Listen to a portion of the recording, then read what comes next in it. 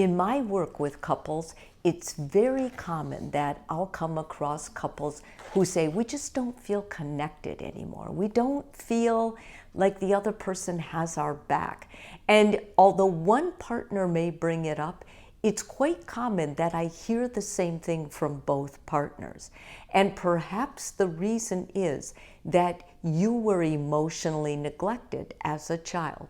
You see, when you're growing up, what oftentimes happens, if your family wasn't attentive to you, they didn't notice when you felt sad, they didn't try to comfort you or listen to you, then what happens is you learn, I'm in this life on my own and I gotta make it. What that does for you, though, is it makes you feel lonely, makes you feel resentful, makes you feel like you're all alone, even if you're married. Now, what commonly happens is that person who feels lonely and was emotionally neglected will marry someone else to get that wound healed. The problem is those two types are attracted to each other.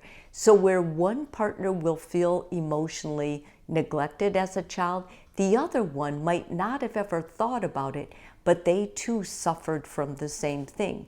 So you have two people that feel lonely in their marriage, disconnected, like the other person doesn't really listen to them. The other person may not care about them.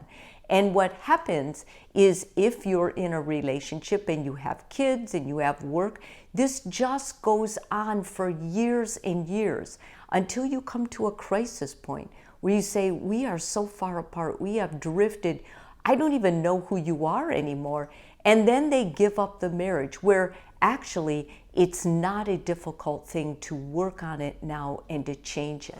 John Gottman in 2004 did this study, and he predicted who would go on to get a divorce by their ability to pick up or be able to look at their partner, see their distress, and respond. In other words, these things were called bids for attention. How good were you at reading your partner's need and being willing to step in? And most of the time, kids that were adults who were kids that grew up in emotionally neglectful families were not as good at that. They had been neglected so long that they were focused on trying to help themselves. And although they expected it from their partner, they often weren't good at seeing when their partner needed it either. So you can see what ends up happening. You have two people who end up blaming each other, feeling the distance, but just feeling like everything's a fight and they can't fix it. So what I want to talk about now are the warning signs so that you can go through this list with your partner and say, which of these do we have? Is this something going on in our partnership?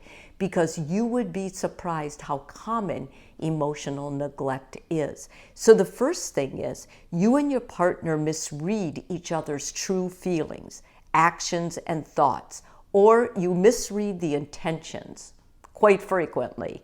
As a couple, you avoid bringing up difficult topics because you don't want to upset the other person.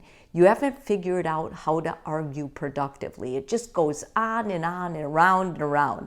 Your conversations are mostly focused on facts, events, or logistics. You don't talk about deep stuff, about how you feel.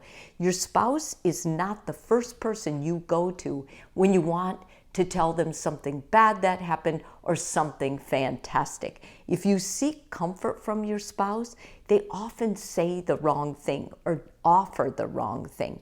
You often feel alone when you're with your partner.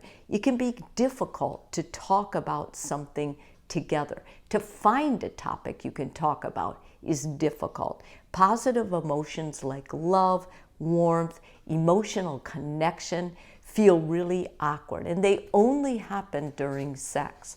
If this is you, then I want to give you a short little thing to remember.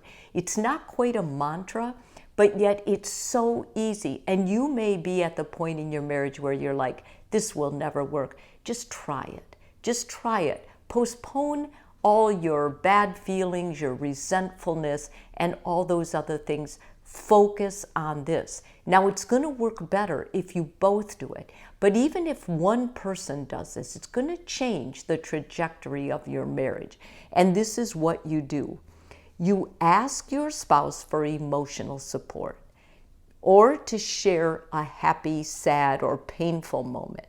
Watch for times when they're requesting an emotional bond with you. So you're going to start looking at them more. Next, here is kind of a mnemonic.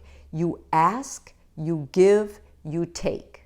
And then you do it all over again. You ask, you give, you take. You haven't been trained about this. You didn't get this as a kid growing up, and it's hard. You've got to practice it as an adult.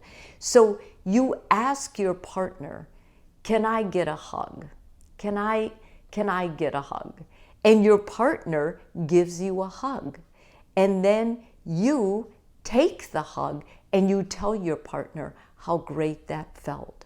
And then when your partner is in distress, if they're not able to ask you for what they need, rather than you waiting for that, you ask them, you look really sad. Is there something I can do to help? And then they offer, yeah, I just need you to listen to me right now. And so you make sure that you can clear out whatever else is going on, and you listen to them. And then you both can feel that closeness, that bonding, and you talk about that. So the mnemonic is really ask, give, take the bonding, ask, give, take. Now, even if your partner refuses to work on this with you, you can do it. Watch them, and the next time you see them in emotional distress, ask them, you look really upset. Is there something going on? Now, if they've been in this pattern of emotional neglect for a long time, they might say something like, no, I'm fine. Then you move closer and say, you don't look fine, but I just want to tell you I love you. Or I just want to tell you I'm here. Or I just want to tell you I care. What can I do that will help you? And then listen. They might be a little terse at first. They don't know how to respond to this. But I promise you, if you continue it, you will start seeing the results. And the results are you're going to feel closer, more connected, less lonely in your relationship. If this video is helpful for you, please subscribe. And if you're already a subscriber, thank you so much.